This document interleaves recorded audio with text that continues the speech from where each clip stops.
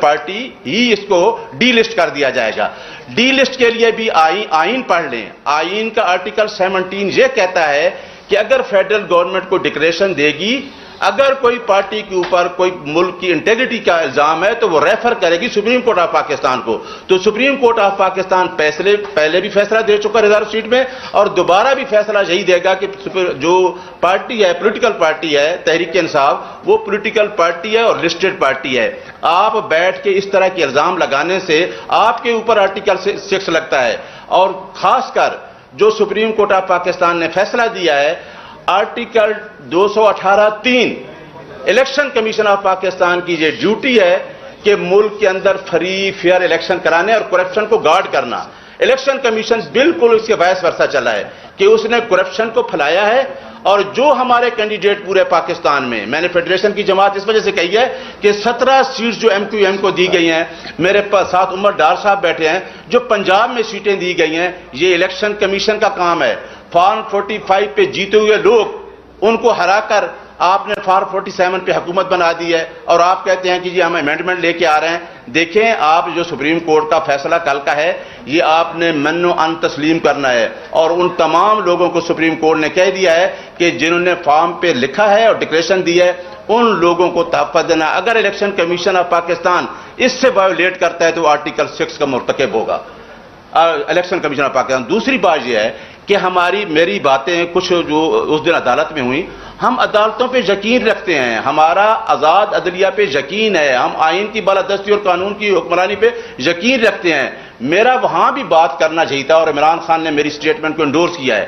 جب انہوں نے نیب کے اپنا جواب جمع کرایا، اس کے اندر وہ آبجیکشن لکھا ہے کہ میرا آبجیکشن یہی تھا کہ PLD 2021 سپریم کورٹ 446 کہ اگر ایک جج کسی ایک فارمر پرائم منسٹر کے خلاف بحث ہے تو وہ اس بینچ میں نہ بیٹھے. تو میرا خیال ہے یہ میرا اعتراض جو ہے جو لیگل تھا، اس لیگل اعتراض کو اس طریقے سے اچھالا گیا کہ جی ہم نے کوئی سپریم کورٹ کے ساتھ لڑائی کر لی.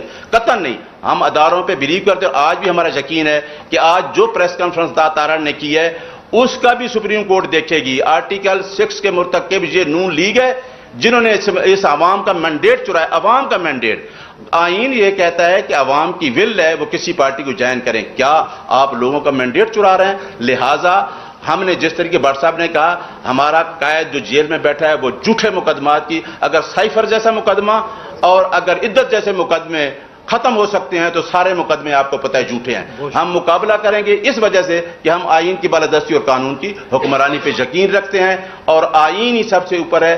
ریاست کے محافظ ہم ہیں اور ہم آئین سے ہٹ کے کوئی بات نہیں کریں گے.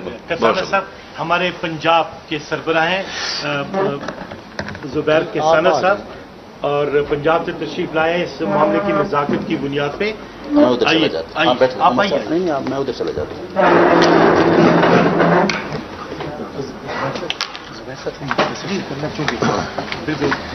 بسم اللہ الرحمن الرحیم. جس طرح ابھی نیاز اللہ خان نیازی صاحب اور معظم بٹ صاحب نے جس طرح آپ لوگوں کو بتایا ہے، میں ابھی راستے میں آ رہا تھا تو ابھی محترم تارڑ صاحب کی پریس کانفرنس کے کچھ کلپس جو ہیں وہ سننے کو ملے ہیں.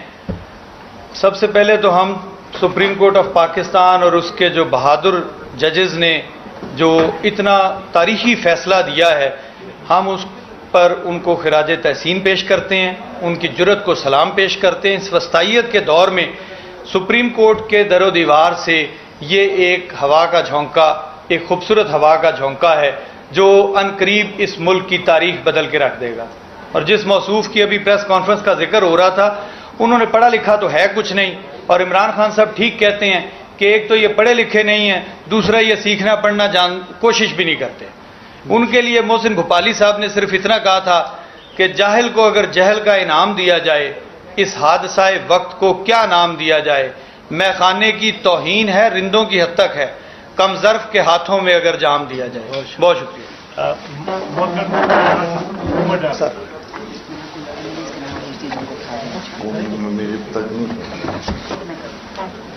بسم اللہ الرحمن الرحیم. میں تو جی آپ کی عدالت میں ایک بلی کا مقدمہ لے کر آیا ہوں کہ قیدی نمبر 804 کی جو بلی ہے وہ بھی اغوا کر لی گئی ہے، اور ہو سکتا ہے کہ بہت جلد اس بلی کے اوپر بھی جو ہے وہ دہشت گردی کے مقدمات قائم کر کے تو اس بلی کو بھی کسی پنجرے میں بند کر دیا جائے. اور یہ تو حالات اس وقت چل رہے ہیں. تو میں یہ کہنا چاہتا ہوں کہ عوام کی رائے سازی کو تبدیل کر کے یا اسے دبا کر ملک کی ترقی اور سلامتی کو کبھی بھی یقینی نہیں بنایا جا سکتا.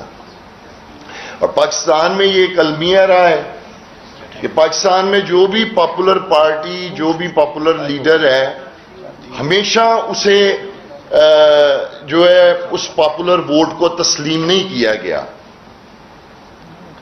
اور دنیا کے وہ ممالک جنہوں نے ترقی کی ہے وہاں پاپولر پارٹیز آگے آئی ہیں. پاپولر پارٹیز نے ہی ان ملکوں کی تقدیریں جو ہیں وہ بدلی ہیں. آج بھی آپ پاکستان کا یہ جو پارلیمنٹ ہے یہ عوام کا نمائندہ پارلیمنٹ نہیں ہے. پارلیمنٹ کے اندر وہ لوگ پہنچے ہوئے ہیں، وہ بیٹھے ہوئے ہیں جنہیں 8 فروری کو پاکستان کے عوام نے مسرت کیا تھا اور جنہیں عوام نے ووٹ دے کے منتخب کیا اسمبلیوں میں بھیجنے کے لیے. وہ باہر سڑکوں پر احتجاج کرتے پھرتے ہیں اور عدالتوں میں پٹیشنز لے کر گئے ہوئے ہیں. تو میں سمجھتا ہوں کہ یہ موجودہ جو پارلیمنٹ ہے اور اس کے اندر جتنے بھی جیلی فارم 47 کے سہارے جو لوگ اس اسمبلی میں بیٹھے ہوئے ہیں، یہ قبضہ گروپ ہے، یہ قبضہ مافیا ہے. بالکل اسی طرح یہ قبضہ مافیا ہے جس طرح کوئی کسی کے پلاٹ پر قبضہ کر لیتا ہے، کوئی کسی کے گھر پر قبضہ کر لیتا ہے. انہوں نے ان لوگوں کی سیٹوں کے اوپر آ کے غاصبانہ قبضہ کیا ہے جنہیں عوام نے 8 فروری کو ووٹ دیے تھے.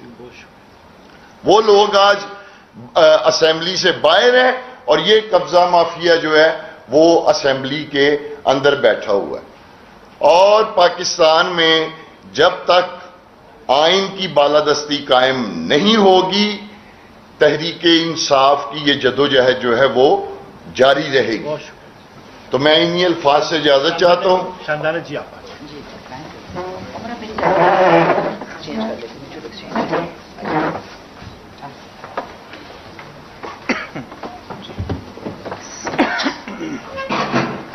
تو میں انہی الفاظ سے اجازت چاہتا ہوں. شاندانہ جی آپ